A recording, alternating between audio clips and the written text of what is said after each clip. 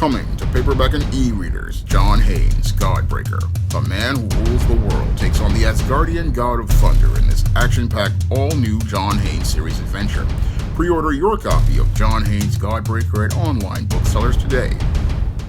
One of my viewers wanted to know how normies have impacted the comic community. Now, what he calls normies, I call casuals, and these casuals come into the comic community whenever they hear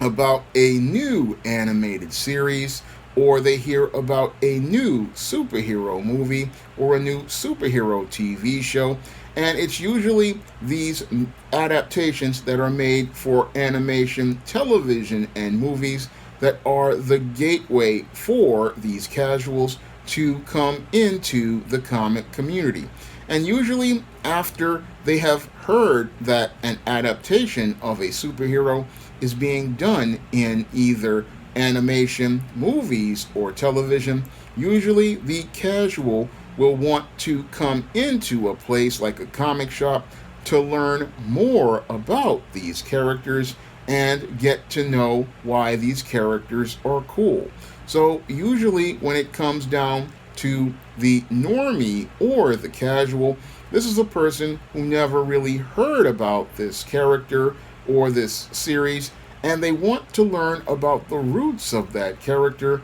And usually these individuals come into the comic shop, and as they're coming into the comic shop, they're looking to get to know these characters and find out why they're special. Now, back in the days of the 70s and the 80s, the relationship between the normie and the comic fan was somewhat amicable, because usually the normie or the casual wanted to learn more about the character, and usually the comic fan was eager to let them learn why these characters were special to them, showing them where the character's first appearance was, showing them where the character's origin story is, and letting them know about the mission of the character, and allowing them to come into the hobby of collecting comics and learning more about the story of the character. And this was the way it was for a good, I say, 20 to 25 years,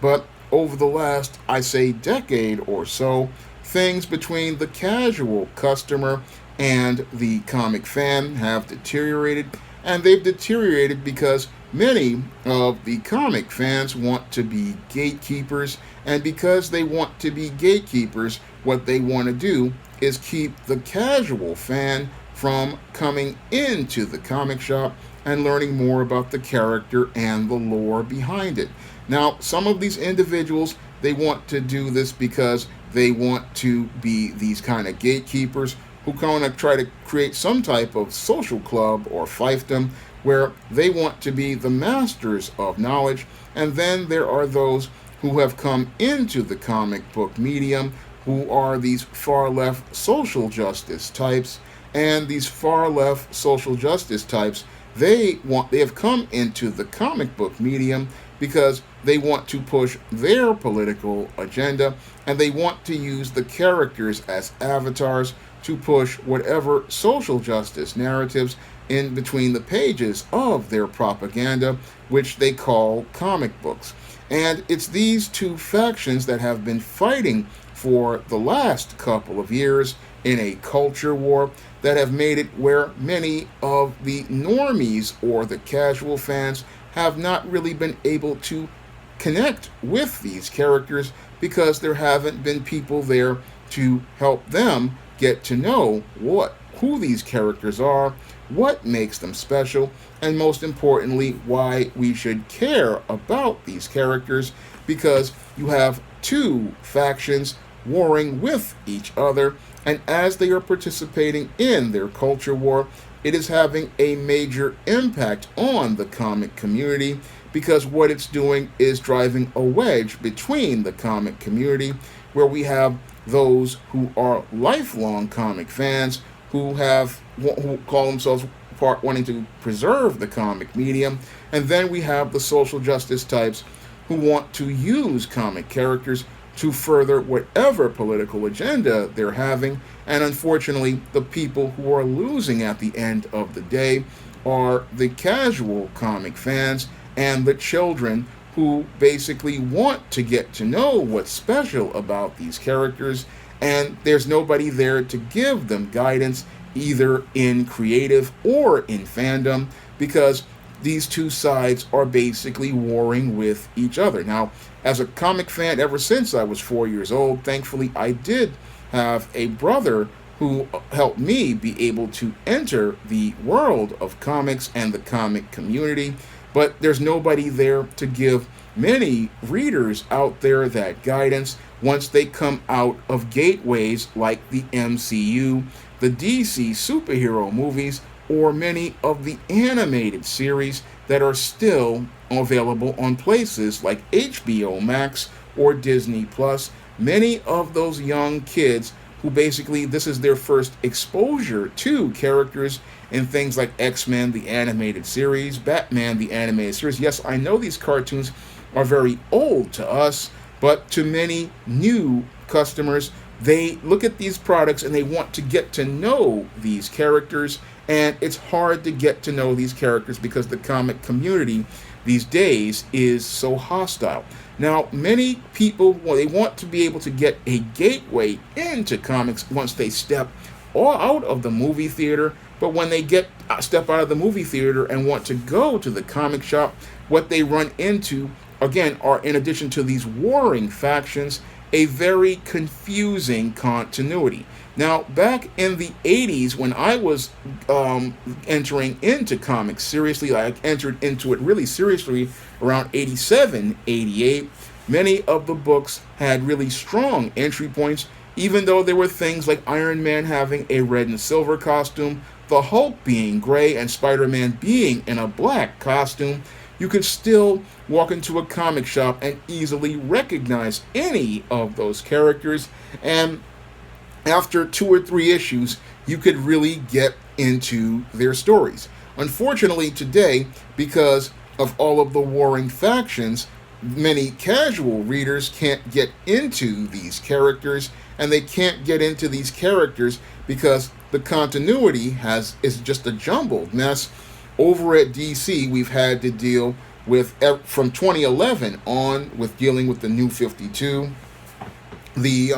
Convergence, to the Rebirth, to this just completely jumbled mess that came out of the Dark Crisis, and it's all headache-inducing if you're a new reader at DC. Over at Marvel, we've had to deal with the post-Secret Wars continuity of 2015, which was a complete mess ever since the crossing of the 1990s, and this is all due to extremely bad editorial, because at many of these comic companies, they never make their books to be easily accessible, and if you're a casual reader, you really can't reach the material or the characters because everything is just so jumbled and confusing that it's almost impossible to follow. I mean, a lot of people want to think, oh, normies are impacting the comic community. Well, normies can't enter the comic community because the comic community isn't a community. It's a group of warring factions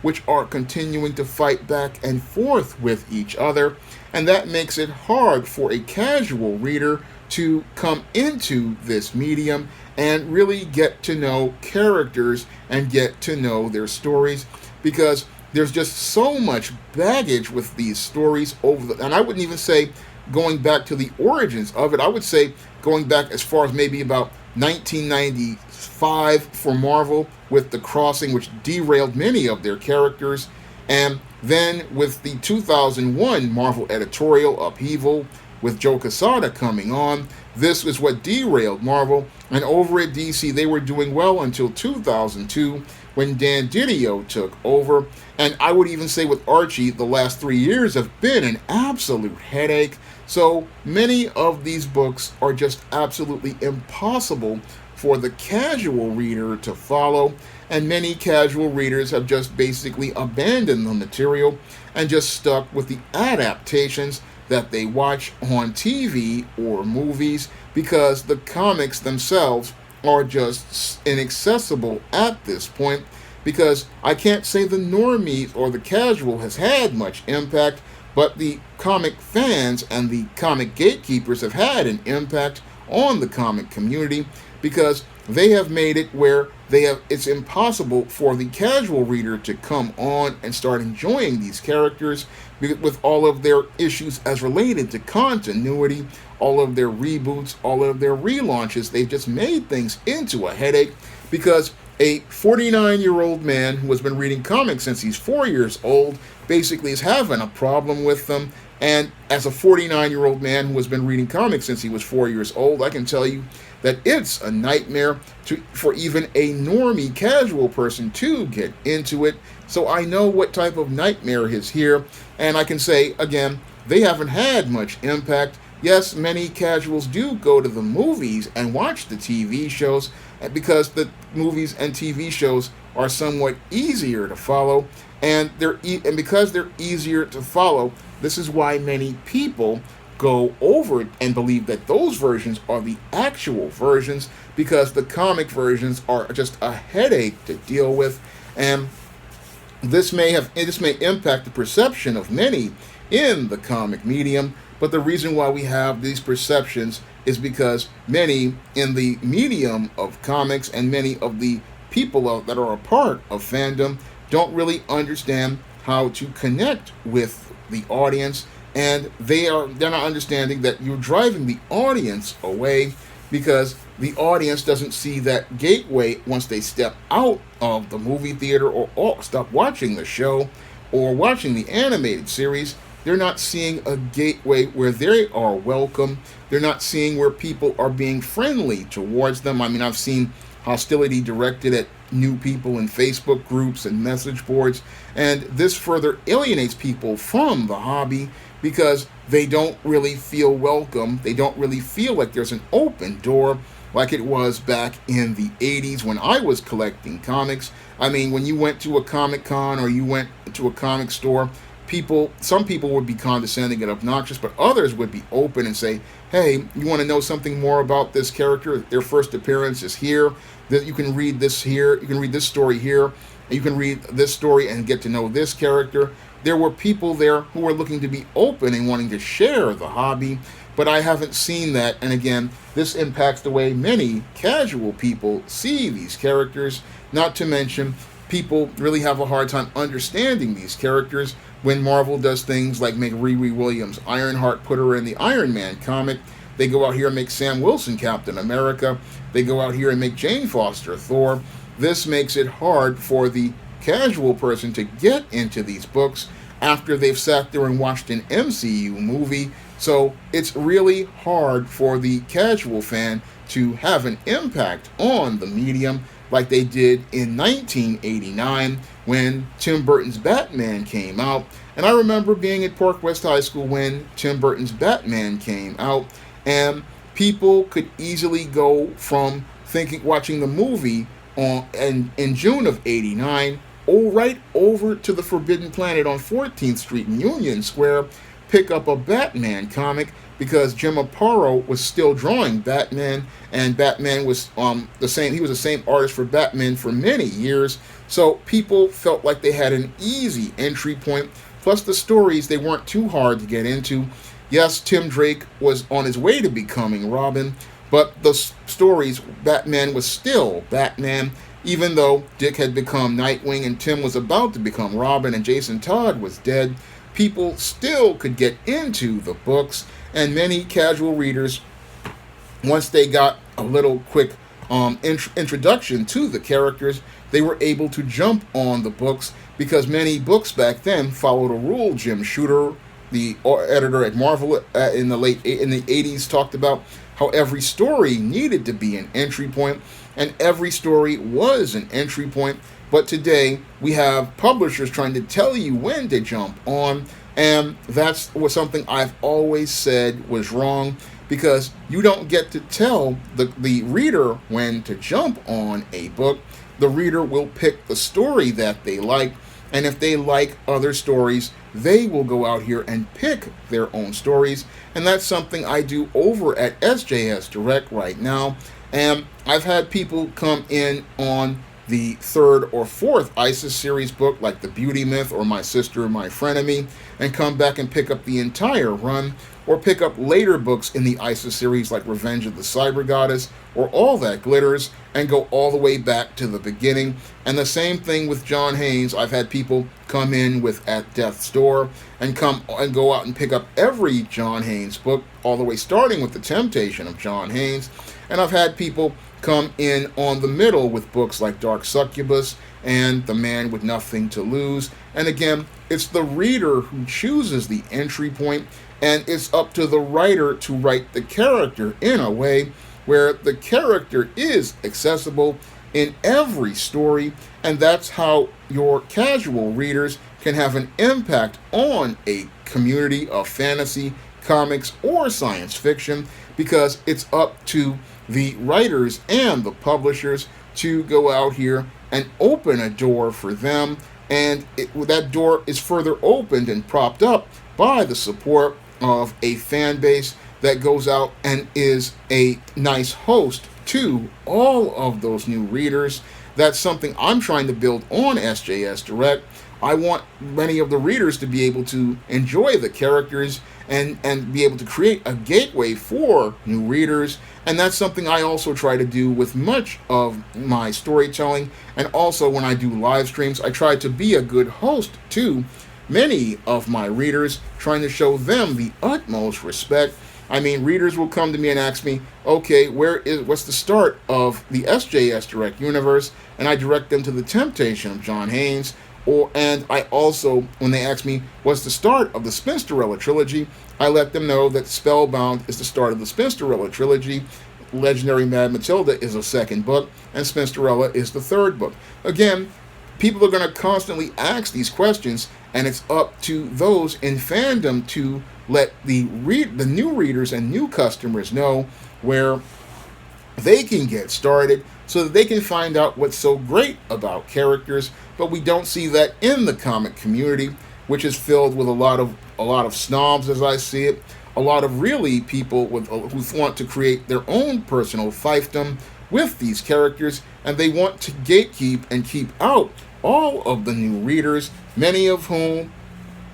come from animated series, TV shows, and movies, and want to know more about the foundations of these characters in comics, but are discouraged by the hostile environment from those in fandom and the social justice warriors who want to change the narrative. And both of these groups create a hostile environment that make it where the casual reader it cannot really have an impact on the comic community. No, they have an impact outside of the community, but they can't be a part of the fandom because the environment is so hostile. So he asked me how normies have impacted the comic community. They have not had the impact they used to have, because this was $1 billion business, the comic book business, but the comic book business has struggled because we have not gone out here and made comics that everybody can relate to. I mean, I remember the response I got to a page I put up of John Haynes at Death's Door, where John was in Death's apartment, and I had some brothers saying, "Hey, that reminds me of me and my woman." I mean, you want those kind of responses because that shows people are relating to the characters. But when I look at a comic today at Marvel or DC, I don't see those human moments that allow us to relate to characters. I don't see people that we can connect with. I just read a lot of books and they're just a lot of dreck. I mean, there are good books out there that are fun and entertaining, but they don't really get much press. But a lot of the books that are being produced, again, they don't really resonate with people and connect with people. And that's a big problem, because if you want to get the casual customers, and that's something I've done in the past, I've been able to get the casual customer because I make stories that people can relate to, and I also go out here and talk to people like I'm talking to you now. I mean, these are things that a creator has to go out here and do in order to build a relationship with the customer, because many casual customers, they have no incentive to be fans, because they see the hostility in fandom, they see the war, a culture war going on, And this is impacting the comic community negatively because the comic community is shrinking with each passing year because the median age at this point of a comic fan is 50 years old. And with a comic fan being 50 years old at this point, it's hard to get new people in because a lot of kids see it as dad's medium, but because we didn't foster a relationship with our sons and our grandsons to show them it's special, and it's hard for them to see it's special when there's a culture war going on. I mean, people want to read comics, but we have to give them a reason to love comics, a reason to have passion for comics. We need to give them a reason to care, and it's hard to care about comics when you're a casual, when you see people having a culture war instead of giving people fun, action, and adventure stories to go out here and read. Now, my first comic, Esteem No Good Deed, is available on Kindle for 99 cents, and you can pick up your own copy by heading over to Amazon.com by clicking the link in the description box. And if you want to pick up many of the books in the SJS Direct universe, like the ISIS series, the Esteem series, the John Haynes series, and the books of the Spinsterella trilogy, you can find all of those books on Amazon.com in paperback and Kindle format. And you can also find them at other online booksellers like Smashwords, the iBookstore, and Google Play. And all of those books are made to be an entry point with their own beginning, middle, and end. And many people have gone out here and picked up these books, read one story, and went back to pick up all of the books in the entire run of a character, like the ISIS series, or the Esteem series, or the John Haynes series, or all of the books in the Spinsterella trilogy, because every story in the SJS Direct universe is an entry point, and you can pick up where you want to read and read at your own pace and leisure. And if you want to see me be able to launch another comic like I did with John Haynes at Death's Door, you can donate to the Patreon, the PayPal, or the Cash App by clicking the links in the description box. And if you also want to request a comic video like this viewer did, you can send a donation to the Cash App, and if I know something about that subject, I will make that video for you. That's all I have to say for this video. You can comment, rate, and subscribe. Now available in paperback and e-readers, Spellbound, A Darker Shade of Black. Get your copy today at your favorite online bookseller.